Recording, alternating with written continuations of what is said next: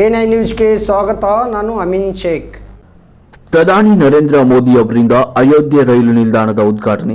ಅಯೋಧ್ಯ ಧಾಮ ರೈಲು ನಿಲ್ದಾಣ ಜಂಕ್ಷನ್ ಅಂತ ಕರೆಯಲ್ಪಡುವ ರೈಲು ನಿಲ್ದಾಣವನ್ನು ಪುನರಾಭಿವೃದ್ಧಿಗೊಳಿಸಿ ಅಯೋಧ್ಯೆ ರೈಲು ನಿಲ್ದಾಣವನ್ನು ಪ್ರಧಾನಿ ನರೇಂದ್ರ ಮೋದಿಜಿ ಅವರು ಉದ್ಘಾಟನೆ ಮಾಡಿದರು ಹಾಗೂ ಹೊಸ ಅಮೃತ ಭಾರತ ವಂದೇ ಭಾರತ ರೈಲುಗಳಿಗೆ ಹಸಿರು ನಿಶಾನೆ ತೋರಿಸುವ ಮೂಲಕ ಚಾಲನೆಯನ್ನು ನೀಡಿದರು.